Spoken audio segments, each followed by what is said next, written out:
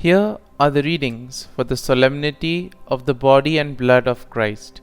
Today's first reading is from the book of Deuteronomy, chapter 8, verses 2 to 3, 14b to 16a. The second reading is from the first letter to the Corinthians, chapter 10, verses 16 to 17. And the Gospel is from the Gospel of John, chapter 6, verses 51 to 58. The first reading, a reading from the book of Deuteronomy. Moses said to the people, "Remember how for 40 years now the Lord your God has directed all your journeying in the desert, so as to test you by affliction and find out whether or not it was your intention to keep his commandments.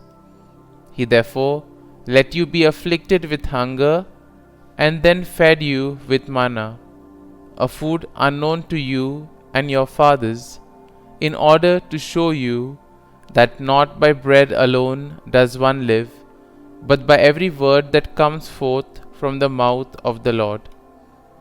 Do not forget the Lord your God, who brought you out of the land of Egypt, that place of slavery, who guided you through the vast and terrible desert, with its serpents and scorpions, its parched and waterless ground, who brought forth water for you from the flinty rock, and fed you in the desert with manna, a food unknown to your fathers."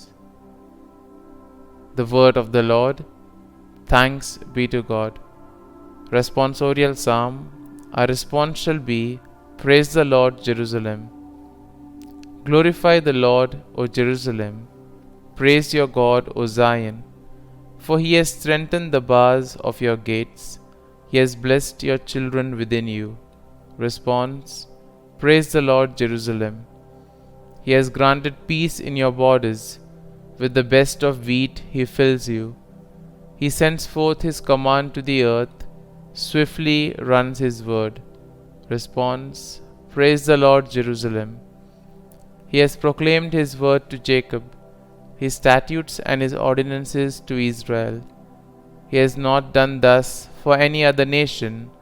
His ordinances he has not made known to them. Alleluia. Response. Praise the Lord, Jerusalem. A reading from the first letter to the Corinthians.